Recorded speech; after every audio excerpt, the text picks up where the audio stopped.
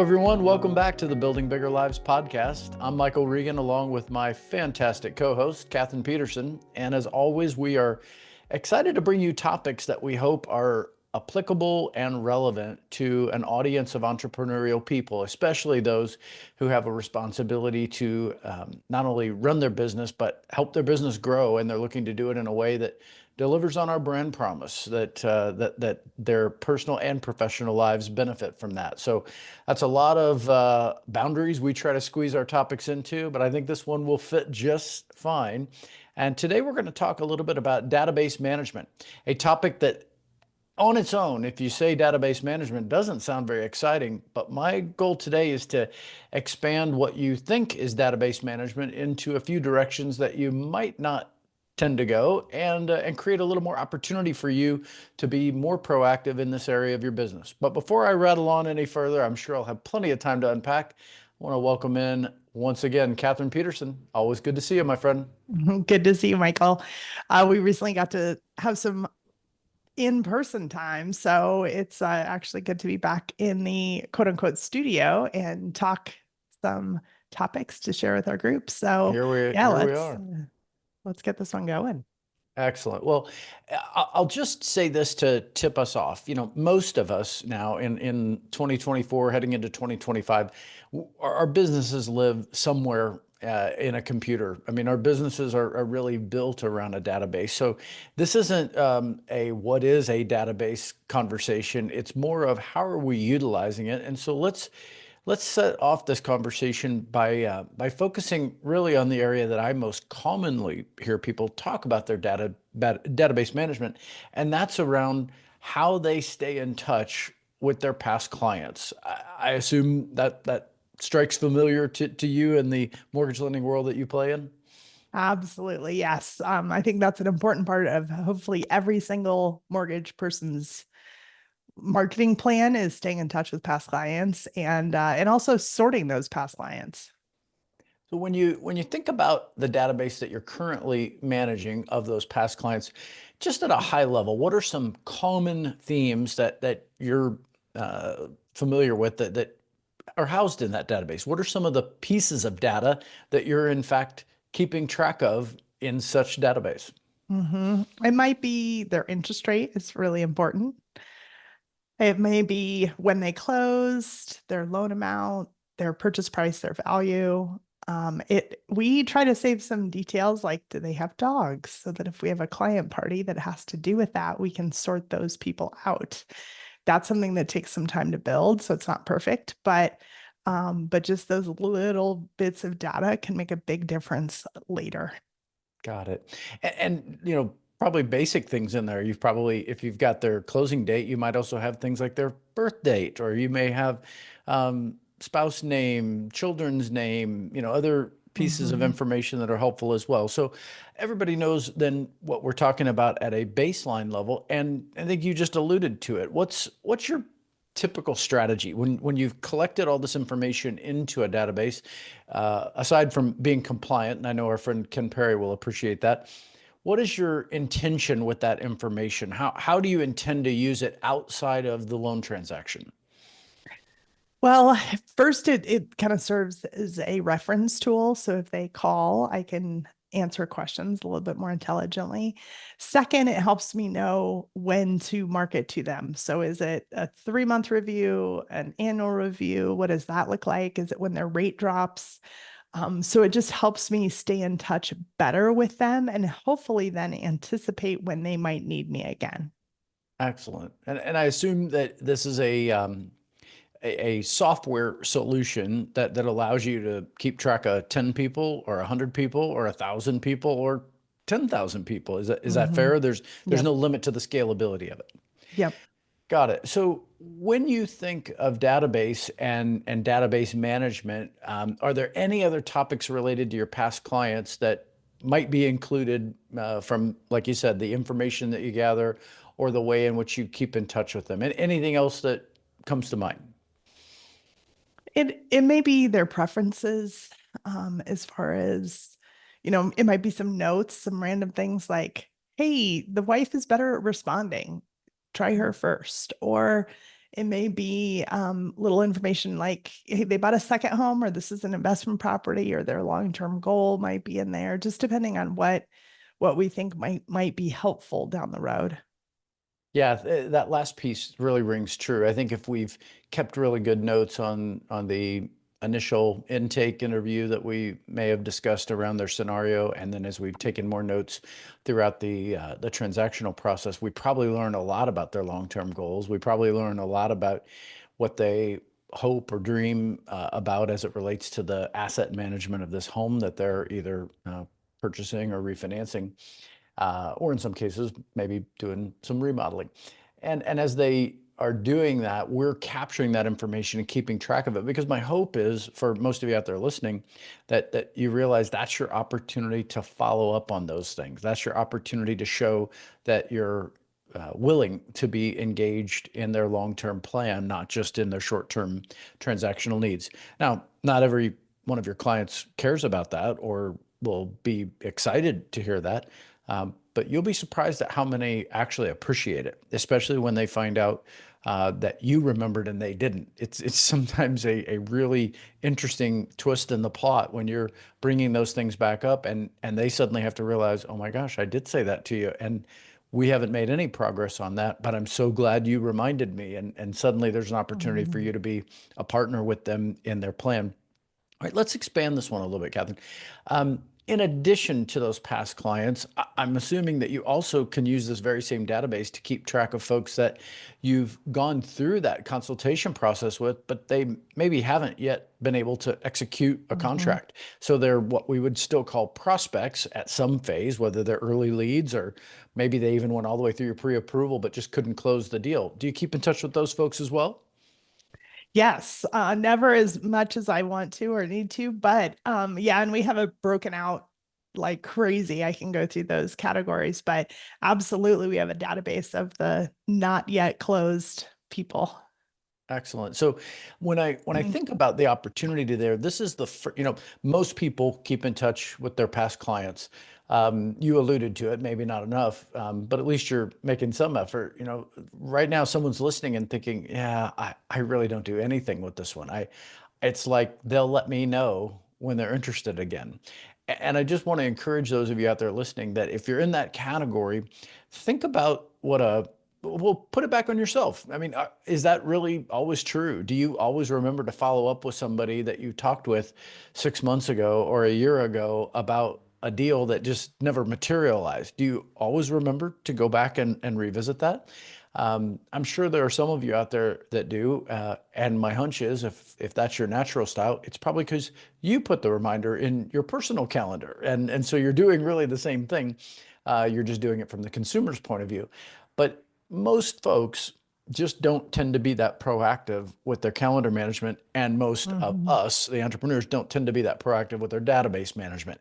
And so the opportunity is there for a lot of you as you head into a new year to really think differently about your prospects. Not just do you gather that information, not just do you update that information, but what do you do proactively as a keep in touch campaign? What are some examples of things you've tried over the years, Kathryn, to keep in touch with prospects? What are some things the audience might recognize? Well, a lot of people just get an auto drip that happens, but there's also different campaigns of things like, hey, if it's a new prospect, they might hear from us a lot more frequently. We have them sorted really well, which has helped me really prioritize people. We just kind of used to have one category that was everybody.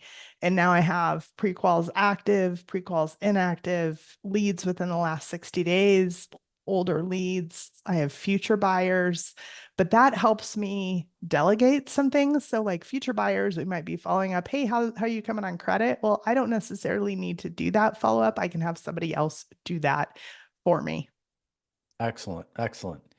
All right, so when I think of this one, let's just say it's the next opportunity that most of us have if we're trying to optimize these tools we have. Your examples are good ones. There are probably a lot of them out there that people could think of if they would simply add these prospects to the database, create the definition around those pieces of information they're going to track, and then create a strategy for how they keep in touch, whether it's through a drip campaign, like you mentioned, whether there are some proactive touch bases, either by phone or by email.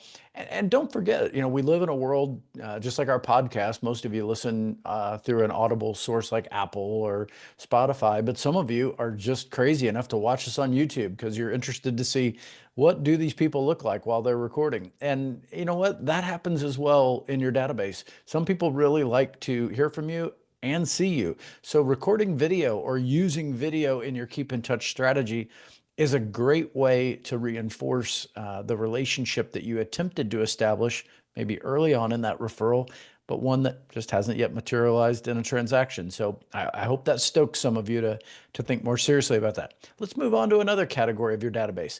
This one, since we talked about referrals, is going to include what I would call all your referral relationships.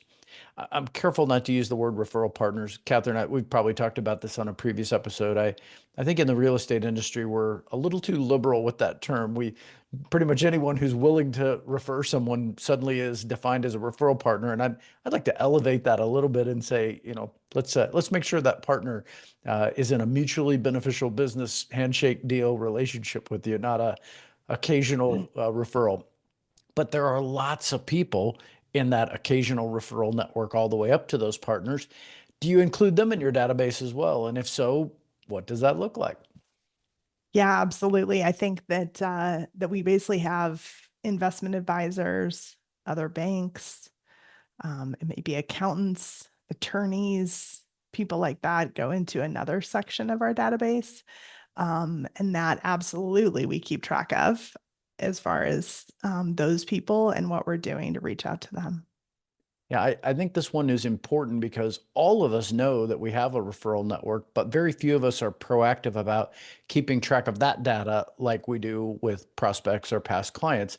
And I suppose the reason is we just think, oh, well, that's a much more casual relationship. I could pick up the phone and call anytime, or I could Mhm. send a text anytime, or, oh, they don't want all of my automated email. And while all of that could be true, as you mentioned earlier with your past clients, I think the opportunity really exists for us to collect data as well on these referral sources as we get to know them better, understanding their hopes and dreams, understanding the dynamic of the team that they serve, understanding their family background.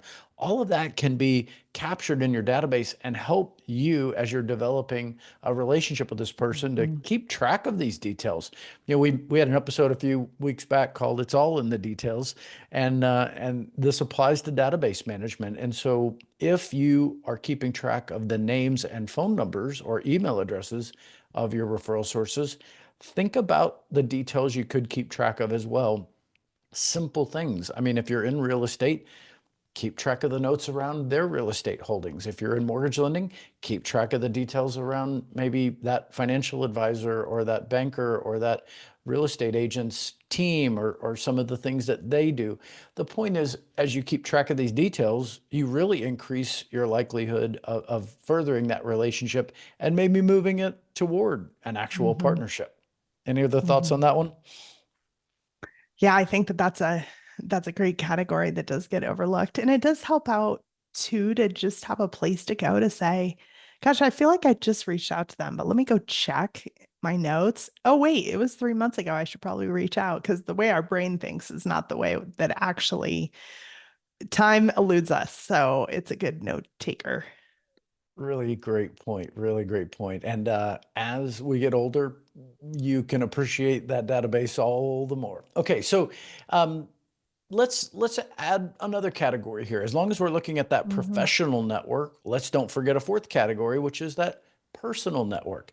This is one that I'm always amazed. When people get started as entrepreneurs, they're thrilled to tell their personal network, I've started a business, I got licensed, I'm a real estate agent, or I got, licensed, I'm a loan originator, or whatever career path that they've chosen. And their personal network's always happy to celebrate that with them. And then we go through this weird version of, well, they're my friends, they're my family. I don't really want to bug them. I don't want to make them feel like I'm selling anything. And instead, we kind of run away from them instead of realizing these are the people that know you and love you, maybe as much as Mhm. anybody. Tell me a little bit about how you manage personal networks in your database? What does that look like in contrast with your professional networks? To me, I still put those same people in leads. Now, I do have a different category that they could go into, which is just kind of I call it other, but it might be things like the community foundation here or Women United or United Way. So other things that I have an association with, it's maybe a little bit on the personal side and a little bit on the work side. And I can always throw other people in there as well of like a random person I might either go in leads or go in that other category. So that it's just a place to still keep the notes and keep the information. Okay, so let's maybe draw a distinction between those two examples because I actually think you're hinting on maybe what I would call a fifth database Mm-hmm. category, and I want to make sure we clarify the two. So on the personal network side, if we're thinking Mm-hmm. of just friends and family, most of us, if go look at your Facebook account, you've probably got several hundred people that fall into this category of friends and family. They're people you've gone to school with. They're people that you've been in, social constructs with. Maybe it was a fraternity or a sorority when you were in college. Maybe it was a club that you belonged to. Maybe you're an athlete and these are people that you play sports with. Maybe you're a musician and these are people you jam with, but they're part of your personal network. And family falls into this category as well because it's not always just mom and dad or your husband and your kids. It's the extension of that family. We all have extended families, some that we're thrilled to keep in touch with, others of us maybe not so much. But the point is this personal network has a lot of horsepower in it because it doesn't take the quantity of this particular segment of your database because it's such high quality. And my hope, as I say, that is that you maintain good relationships with your personal network. My hope is that if these are your friends, that they love you and they're always happy to hear from you. And just a helpful tip there. You don't, if you fear some sense of I don't want them to feel like I'm selling them anything, well then good news. Don't be a salesperson. Be a person Mm-hmm. who's an expert in the field that you're in, who's always making yourself available to solve their problems, and remind them regularly that I would hate to think that anybody I care about feels that they had to go to some stranger to get advice when I'm Mm-hmm. readily available and would be happy to serve them. And there's no, transactional requirement, no fee involved.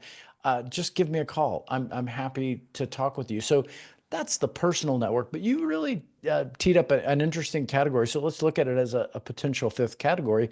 And that's the social network that we have, that extends a little beyond our personal network because these are people Mm-hmm. you might have just met. So they could be people you met at a community event, a chamber of commerce event, a networking group, folks that are in that, heck, even in today's world online. I mean, how many folks Mm-hmm. do you get a friend or a contact request from that you think, have I ever actually met this person? I mean, it seems to be a normal thing every day.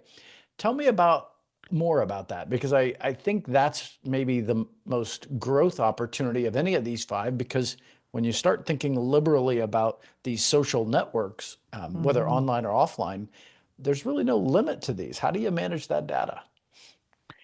Yeah, so for me it's still in the database as a separate category and then it's just my contact at that place. But it just to bring up some things I've heard have people have success with golf club, church, all sorts of things that people have put those people in their database and reached out to them. And that can really be helpful. So I think, like, for me, a big one is United Way because I'm teaching the classes for them. And so that's a whole different relationship that I have with them that I keep good notes on and try to set up occasional meetings as well.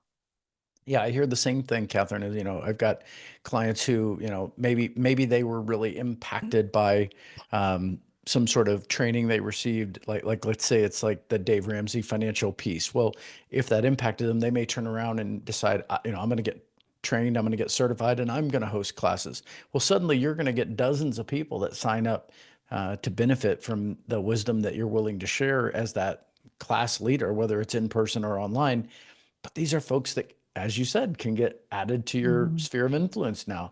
And whether you're a little league coach or, like you said, teaching Sunday school at church, don't think of these as people I'm selling to. Think of them as these are people that as I meet them, I want them to know who I am, what I do, and I want to make sure I understand where I could be helpful to them and then make myself available.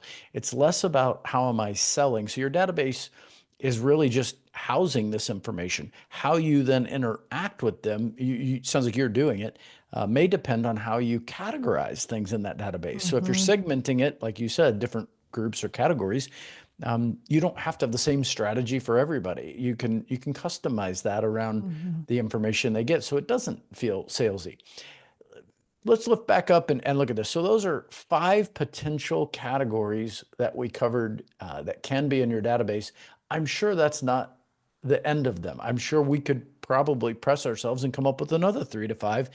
But for today, I want to put a wrap around this episode because many of you, as you're preparing for the year ahead, are starting to think about where your new business might be coming from. And although I know a lot of you hope that past clients will come back and do business with you again, um, just a quick encouraging reminder, they will, but most of them are going to need you to do the work to stay in front of them. So find a way to stay highly visible in their network. Friends and family, as we talked about, they love you, but maybe you've been awkward enough to not make it really clear that you're available. And so they don't want you to feel awkward either. So they've stayed away. Maybe lower that barrier a little and let them know that, hey, if you're sitting around the kitchen table and you're asking questions about things that I might be able to help you with, no obligation. I'm available. Of course, your professional network, you're very likely to lean into this one. But I find too often we do it with just high level keep in touch. And I think there's an opportunity there if you're willing to keep track of a little more data and show some intentionality around partnering with them as a business planning partner, helping them grow their business and finding new and creative ways to be accountable to each other to grow Hmm. both of your businesses together. And then, we talk about this social network. I think that's certainly one that really leaves a lot of opportunity if you're willing to be a little more liberal with how you spread that out. At the end of the day, I just want us to expand the definition. Let's don't think of a database as just synonymous with our past clients. There are a lot of folks whose data we could manage. Any other thoughts you want to add to that one, Kathryn? I think there's some keys to the database that is good to know early. And one is, think of every single contact you have and make sure you're putting it in there. Hmm. And then number two, it's it's important to just kind of touch it and revisit it and have it be as sortable as you can, because occasionally you'll be like, oh, I ran into this person named Fred at the grocery store. What is their last name? They told me to call them. I'm going to look up Fred and see what I can find. And that has saved me more than you know. So it's can you access the data easily, and what information do you need to save in there to at least help you dig if you need to get the information that you need. I think sometimes people will put stuff in there, but they won't keep it updated. They won't adjust it when things change. So it's okay to continue to adjust and modify your database as you move forward too. It's okay if it's not perfect because it will never be, and that's okay. Yeah, that's a really great reminder right there. So let's just grab that one. If you didn't catch what she just said, rewind the tape. It's worth noting. Database management is not ever finished. You're always modifying your data because you're always learning new things and adding it. Therefore, your database will never be a perfect collection of that data. It's just an ongoing stream, no different than the way our brain is absorbing that information. We're just keeping it in think of your brain like a hard drive on a computer. We're just using an auxiliary hard drive to store all that information to free up the bandwidth of your actual brain to process more nimbly and effectively. You don't want to store all this stuff in your head. You really do Mhm. want to store it in that uh, offline hard drive, and that is your database. And Kathryn, you just said something else that I want to grab too that I think is profound because it's simple. You know, maybe the place to start in your database management after you get basic contact information, name, address, email, phone number, is a little note about where did I meet this person? How did I meet them? Who introduced me to them? How, where did this relationship have a genesis so that later, as life goes on, A, you remember that, but B, you'll be surprised to find out, as I did just a couple weeks ago in a room with you. I looked around a room of 25, 30 people and realized had I not met a guy named Todd Bookspan, I couldn't connect the dots to any of the other 25 people in that room. Um, that was kind of fun. And so think about that in Mhm. terms of your database. It's really fun to be able to see over time where those relationships come from. And, certain people in your life are, the leaves or the branches on the tree, but every once in a while you realize, man, this person's attached to the trunk. Like a lot of my relationships have come through this relationship. Mhm. And it gives you an opportunity to maybe think differently about how you invest your time with that person. I'll put a wrap on this topic today and simply say, I hope all of you out there picked up something today, whether it was a tip from any of Kathryn's examples or an encouragement from me around expanding the lens a little bit around these categories. Don't forget, most of us that use a database, we remember that this database had a definition maybe a decade or two ago. We called it a CRM. Do you remember what the CRM stood for, Kathryn? Client relationship management. We Oh, didn't good. even, you were nervous. You're like, I don't want to drop the ball. I know, I know. That's exactly what it stood for, a client relationship manager. And so think about that as you develop your database strategy for 2025. Let's go back to that fundamental of it's a client relationship manager. Any of these people, whether they're past clients, past prospects, personal network, professional network, or social network, can be a part of your client in the future if you do a great job managing that data, you do a great job creating a custom follow-up routine with them, and that you're just really committed, as Kathryn said, to keep adding new information as you learn it along the way. I hope that elevates your database game heading into the new year, or if it didn't, it at least gets the process started.